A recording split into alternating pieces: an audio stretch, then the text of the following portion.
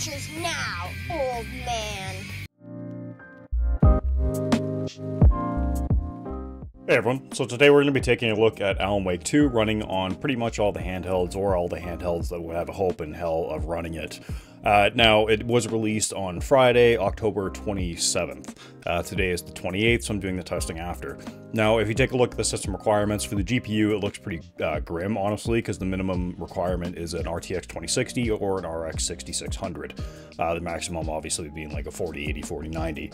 But the CPU side of things, you only need about a 3700X, I believe they call for, across the board. That's from minimum to maximum, like 4K Ultra, whatever, which is surprising, even with ray tracing everything. So that's a very welcome kind of change, because usually ray tracing and everything is a big CPU hog and does require like a higher end one.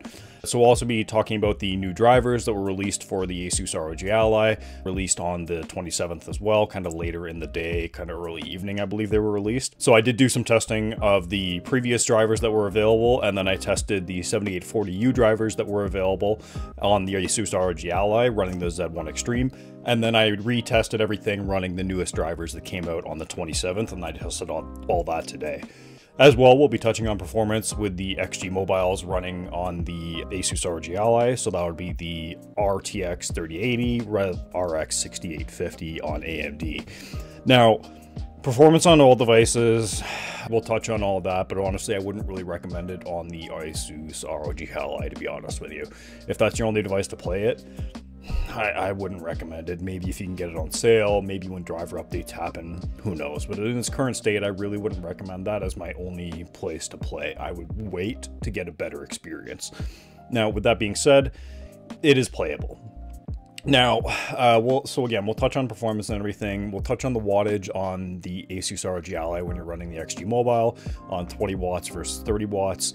And then also we will talk about the Steam Deck performance or lack thereof near the end of the video, and then kind of wrap everything up. For systems used, we have the ASUS ROG Ally, obviously, with the Z1 Extreme, and that's running 16 gigabytes of physical RAM.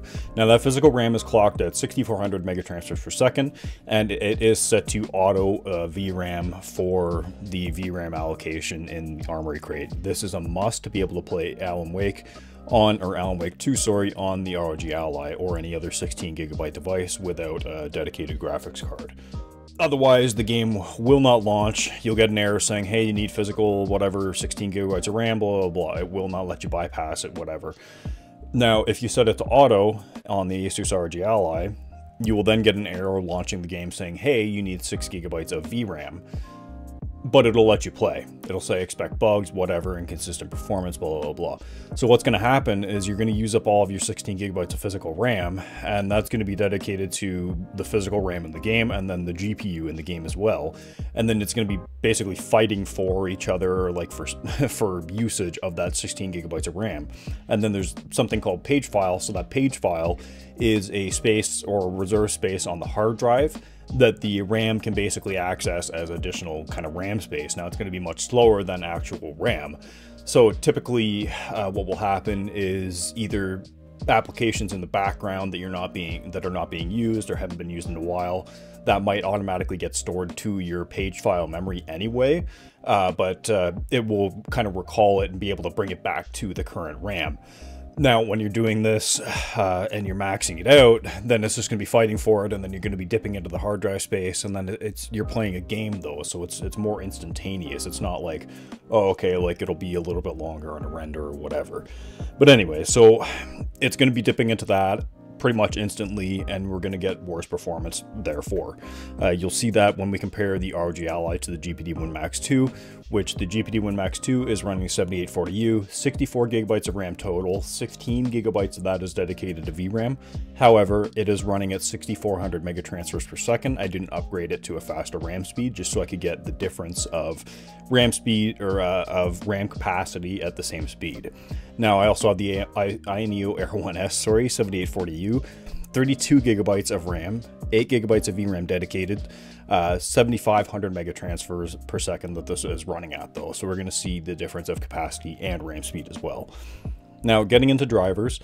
So the drivers were weird. So originally, like whenever I go to do one of these tests or anything, I always double check drivers, make sure it's all up to date, blah, blah, blah, whatever. So yesterday I went and checked, and the latest ROG Ally driver that I could find was released on October 5th, which was ending in .8004. Now, when you go to the website, you can't find that anymore. The oldest available driver that you can find on the ROG Ally driver site is listed as .6004, and that was released on August 31st. Now, this new update that was released on August 27th, .3004, this is listed to fix launch issues with Resident Evil Village, as well as FC 2024-2023, the soccer game. I'm not familiar with it, but I know that was an issue. So that's what it claims to fix in this. There's no specific like update for saying, yeah, like Alan Wake optimizations or anything like that. Now, you can install the 7840u drivers on the ASUS Ally, or the ASUS Ally, running the Z1 Extreme. So I'll show you how to do that, like just in the background here. I would recommend that if you do this, that you delete the AMD folder that the .inf file is located in before doing the install of the drivers.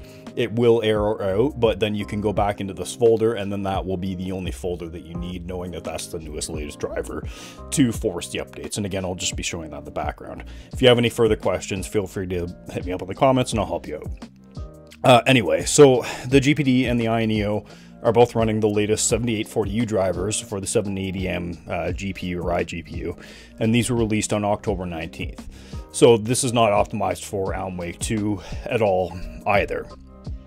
However, we'll get a good comparison of like, okay, if the 7840U drivers are any better on the ROG Ally comparatively. So that will be something we'll kind of be looking into. And then real quickly, just before we kind of get into everything, I just wanted to touch on wattage when you're using the XG Mobile, either the 3080 or the 6850 on the ROG Ally. I don't have the 4090 to test, but I assume it'll probably operate the same or relatively the same. But anyway, so wattage will only go from about 20 to 23 watts, sometimes even a little bit lower on the CPU. And that's typically, like, even when you set it manually and you're GPU limited. So, like, that's basically what's happening, is you're just going to be GPU limited in this game. So I set that manually through Armory Crate, and that's kind of what happened. When using G-Helper to force it to 30 watts, or try to force it to 30 watts, it'll make the CPU run about 2 to 3 watts higher, but definitely not at or near 30. And it doesn't really seem to offer any sort of performance difference. Now, I have noticed this in previous games or other kind of like GPU heavy games, so that's a good thing. It's not very CPU heavy, which is pleasant. Even when you're using ray tracing on the 3080, you can get like 30 FPS out of it on 1440p, 1080p, and it's still not CPU heavy. But anyway, so getting into actual performance for the handhelds. Now, the settings used on handhelds were everything low manually, and then so also there's ambient occlusion.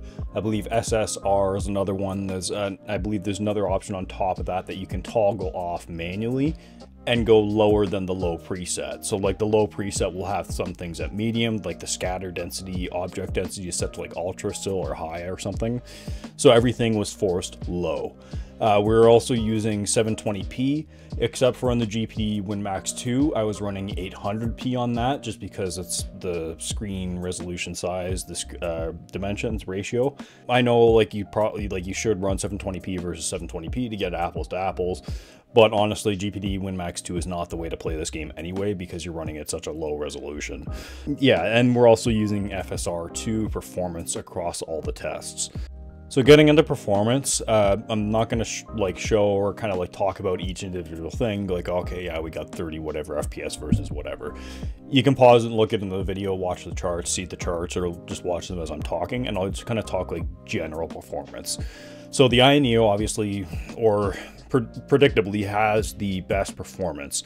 Now, this is due to the faster RAM, as well as having the 8 GB of dedicated VRAM and 16 GB of system RAM plus more, because we're running 32 GB total.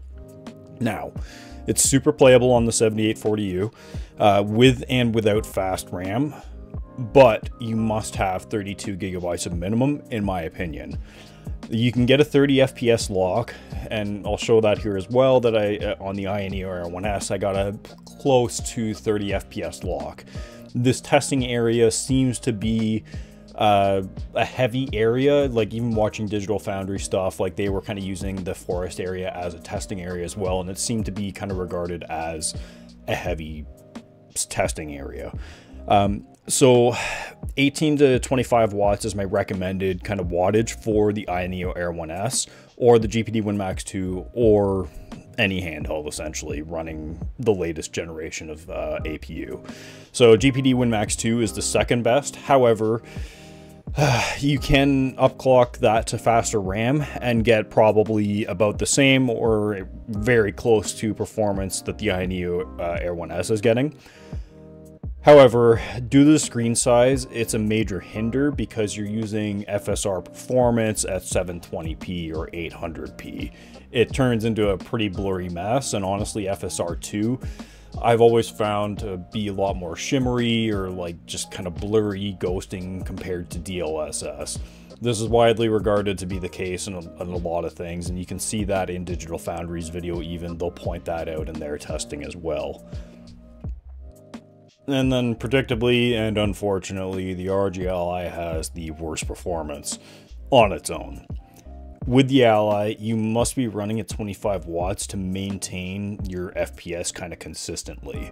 The latest ASUS drivers give the best performance and is kind of my recommended way to just go with this one. I don't honestly ever really recommend the 7840u drivers on the Z1 Extreme, unless there was a case of the reason for this latest driver was to fix Resident Evil Village and the FC soccer game not launching.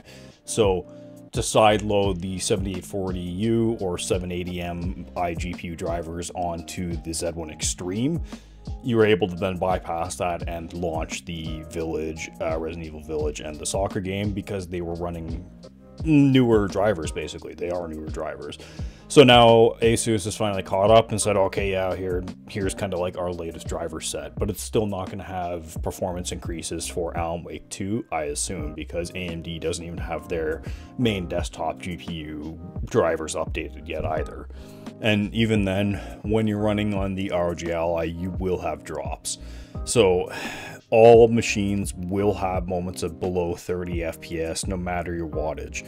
There is an opening scene before this area, so the area that I'm running around in, the forest scene, is basically the very next area, but there's like a minute, 2-minute kind of prologue. Anyway, so when you're in that scene, there's some pretty heavy effects, and I can only assume that further on in the game, knowing, like playing the first one and knowing Remedy as a developer and how they kind of push things, it likely will happen again to some degree in that severity later on. So I'm not going to show that scene, like due to spoilers and for other reasons. If you play the game, you'll understand why. But anyway, so in that scene, it will go down to the low 20s on all devices, but more so on the ROG Ally. Like I think it was like high teens. Compared to like in the town, you will be getting above like 30 FPS in the town on all handhelds, even the Ally. You should get kind of like this should be kind of indicative of some heavier scenes, with the knowledge that there is heavier scenes than this that will make it drop. Hopefully they're mainly in non-playable areas or moments or things where you're not really like in intense combat, but you know, it will and can happen. These are definitely not optimized at all in any way for this game. So this next section will be dedicated to the XG mobiles using the ASUS ROG Ally. So again, we have the 3080 and the 6850. So the 3080 is NVIDIA, 6850 is AMD. 3080 is running 16 gigabytes of VRAM, but the 6850 is running 12 gigabytes of VRAM. So theoretically, the 3080 should be more capable at higher settings or higher resolutions. And doing this, you can now have the ASUS ROG Ally launch the game without any errors because you have the 16 gigabytes of RAM when set to auto, and then you have no VRAM limit because you're well over and above the 6 gigabyte requirement. So, predictably, the 3080 does offer better performance across the board. Now, this, in my opinion, is obviously mainly because it's an NVIDIA-sponsored title. It was all geared towards RTX, ray tracing, all the DLSS, whatever, blah, blah, blah, whatever marketing stuff. It's got ray reconstruction, like all the latest and greatest stuff. So, in a nutshell, I'll show the performance charts again, but I'm not going to break them down individually. 4K is playable on both. 1440p 60 is more capable on the 3080. 1080p with ray tracing, it's okay. Low ray tracing, obviously. It can be had at 30 FPS on the 3080 and somewhat at 1440p on the 3080 as well. Definitely not recommended using on the 6850 at all, because it does cause it to tank quite a bit. And honestly, I wouldn't recommend using that as well, because you have to run it at FSR like performance or DLSS performance to get some decent performance. So if you're using it on a bigger screen, I wouldn't honestly recommend running 1080p on a big screen with or without FSR DLSS involved, because 1080p on a big screen, predictably it would be a 4K screen if you're docking it to like your TV or something, will just look blurry, like just a mess. Add in, again, upscaling, it'll be even worse. So in my opinion, I would honestly recommend doing either 1440p 60, kind of shooting for that, maybe a 4K 30. You can play with the settings and get better performance. Just keep in mind, I was just doing here's medium preset, and then here's medium preset with low and like medium ray tracing setting, whatever. But with the DF Digital Foundry optimized settings that I ran here, you can get much better performance at really not too much of a cost, except for about like shadows, but you can fix that as well if you want. I'm not going to show the Digital Foundry optimized settings because I feel like you should just go watch their video, support them, and get the full breakdown of why each setting is chosen and why it matters, because there's some optional ones as well. So with the XG Mobile, this game is very playable with the ASUS ROG Ally. That's the only scenario I could see myself recommending this game to somebody with only an Ally, is if they also had the XG Mobile, because you can get a great experience docked, and then you could maybe get away with playing handheld for a couple hours here and there, but it definitely wouldn't be like my main recommended way to play. It's still a very good looking game at low settings, don't get me wrong, but it can definitely look a lot better. And that's just the main thing, right?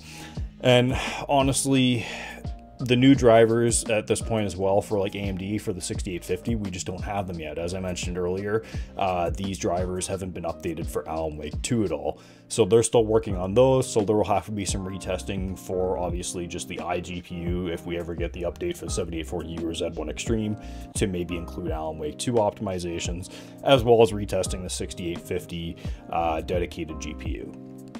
Now, there had been crashes on both the 6850 with and without RT on, as well as on the 3080. Now, when ray tracing was enabled, it also did crash on the Ally at 1080p. This was the new ASUS ROG Ally drivers. So that was basically on me because I forgot to change my settings when testing from the XG Mobile before I hit continue and went to go verify that my settings were right. It'll just crash right out because you run out of system or VRAM. At the end of the day, conclusions, recommendations, whatever you want to call it, you can get away with playing it on the ASUS ROG Ally. It is technically playable. I wouldn't recommend you buy it again just for the ASUS ROG Ally. You'll have a great time with the XG Mobile at any resolution, I think. You can tweak your settings, whatever. I do recommend, again, you check out the Digital Foundry setting for their prime whatever settings. And honestly, if you have the 7840u in any device, I would recommend, if at minimum, have 32 gigabytes of RAM, preferably fast RAM. You will have a good time in most scenes. You'll have little drops here and there, but if you only have 16 gigabytes of RAM, you're going to run into the same issues like on the Ally. So this will likely be kind of the status quo going forward for the next-gen games, or whatever you want to call them, especially with the Unreal Engine 5. And in Digital Foundry's video, they found out that even if you have like ray tracing disabled in Alan Wake 2, there still is a system-level ray tracing. So that's kind of like Fortnite, when you can enable hardware ray traced or just Lumen ray tracing without hardware acceleration. So again, I do expect to see this more in the future. with that 16 gigabyte physical system RAM limitation, and games just saying, hey, no, we're not going to run well. You can already see that in Diablo 4. If you have less than 16 gigabytes of VRAM, I believe, can't set your texture settings past medium or low. Honestly, 64 gigabytes is definitely a waste. I wouldn't recommend that. I only did that on the GPD Win Max 2 because I'm planning on replacing my desktop with it. 32 gigabytes would be my minimum kind of recommendation going forward. 64, again, definitely a waste. If there was kind of like a dream device, if it had 24 gigabytes of RAM or something, you could then have 8 gigabytes of dedicated VRAM and then have 16 gigabytes of system RAM without running into any kind of page file issues, hopefully, like on a 16 gigabyte device. But the game will also not always perform as shown in the benchmarks here. This is far from a 40 FPS game. Even like, yeah, on handhelds, it's not a 40 FPS game at all. You will get scenes where you're getting above 40, 50, close to 60 at times. But yeah, it's definitely not a 40 FPS game on the handhelds. I would recommend just doing a 30 FPS lock, like shown here on the Ayaneo Air 1S. Now, I did try multiple different ways to get it running on the Steam Deck. Alright, and go figure. So just as I was getting everything uploaded and was doing all the checks and everything, I found out a way how to get it working on the Steam Deck. So I'll kind of go into it really quickly. So I tried Heroic Games Launcher, bottles, I tried doing it directly through Steam, nothing would work. The only way I could get it to work was through Lutris. So installing Lutris, you can find that on the App Store. Also, while you're in there, install Proton Up QT. There you can get the Proton, wine protons necessary shown here. So once you install Alan Wake through the Epic Games Launcher, through the Lutris, you can go into the Alan Wake settings and just kind of follow along. So you want to set it up so the wine prefix and it's running as a wine runner. Make sure you have it as the wine GE Proton 21. Then once you have all that, run it once, and then it'll crash on you, and then you can download the DLLs, so the dependencies and everything. So go follow along here, click on this arrow, go to wine configure, and then, or sorry, wine tricks, my apologies, and then download these 3 files here. Once you have those downloaded, it'll probably error out a couple of times, something might hang. Just let it sit for like maybe 2-3 minutes. If that box doesn't go away, just cancel it out, and then whatever, like I saw somewhere else that if you cancel it out, then it should be okay. Now, you can go about updating this with the beta mesa drivers, and that's basically like the equivalent of like the graphics drivers for Linux.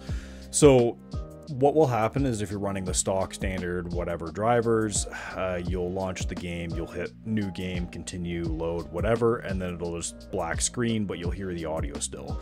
Nothing will happen. Now, I did download the beta drivers and then trying to manually punch them in through Steam. I just couldn't get it to launch. It would say that, hey, your drivers are out of date now, like there's a graphics card error. So I figured, okay, I'm not able to get it to launch still, whatever, it's still broken. And then I had a thought, okay, I'll change over to Steam 3.5.1 or whatever they're out on, the stable beta release candidate, whatever channel. So I downloaded that, and then I deleted the beta launch command in Steam, and then I just launched the game normally, and everything worked, so for better or for worse. So we'll show the gameplay here. I didn't bother doing any benchmarks because honestly, yeah, like even with everything turned down manually to low, 720p FSR performance, I played with SMT, I played with the GPU lock settings, CPU lock settings. I didn't play with overclocking because quite honestly, it wouldn't save it here. It's way too consistently below like 25, 20 FPS at times. So even just like showing the opening area here, like it's completely unplayable. So my original suspicions were true that yes, I would just not recommend playing this on the Steam Deck at all, if ever, because it likely never will be optimized. So this is kind of like the death of the Steam Deck and death of the ROG Ally, kind of, because of the 16 gigabyte physical system memory RAM requirements. You're going to see this more and more in the future, I imagine, with Unreal Engine 5 becoming more prevalent. It's just going to become the future. So as I'll get into my conclusion, 32 gigabytes is kind of the way forward, in my opinion, for handhelds, unfortunately. Then to bring everything back to Windows handhelds, game drivers have not been released yet for even the desktop GPUs, like I said before, but you can't bypass the 16 gigabyte limitation on the Ally. Performance will likely get better, but again, you're just not going to be able to grow more RAM, unfortunately. I do not recommend ALMWIG 2 on the ASUS ROG Ally. Even then, like, unless you're fine running plugged in most of the time, especially on the ROG Ally, having to run like 20-25 watts basically to get consistent, somewhat consistent performance, it's not going to be a low wattage game. So you'd get like maybe an hour or something of gameplay unplugged. It's a potentially good experience on GPD or 7840u devices, Ayaneo, whatever, with 32 gigabytes of RAM and over. Honestly, I wouldn't recommend playing this only on handhelds. If you must play it, wait for it to go on sale, wait for it to get a little bit more optimized with some updates, game updates, driver updates, and everything. If you have a proper kind of gaming desktop or laptop, this would be a good complementary experience to playing it from there. But beyond that, I just would not recommend playing it on the handhelds solely, or going out to get it for the handhelds solely in this state. But that'll do it for this one. As always, I just want to give a huge shout out to my channel members: Joey VR, Rico1217, Darkstar, Roy Wayne, Root Access, and P3C MKR. Again, I don't expect you guys to be here forever. Honestly, I expect kind of a lot of you to drop off now. Or I'm surprised you haven't dropped off by now. But again, I appreciate each and every one of you. So thank you so much for sticking around for as long as you have, or even considering in the first place. And finally, just thank you for taking the time to watch this. Share, not share, like, dislike, comment. Doesn't matter to me, as long as somebody got something out of it. As well, I'd like to just give a quick shout out to the Handhelds United Discord channel. So that's where you'll find fellow handheld YouTubers, smaller YouTubers such as OKS Gamer, Gamers Generation, Gaming for Insight, Project SBC. You'll see CPPC Tech, and a few more. So anyway, I'll leave the join stuff, whatever, in the description for that. Again, that's Handhelds United. We've just kind of come together to create like a unison kind of Discord space to hang out, support, chill, whatever. As always, I hope everyone has a great day.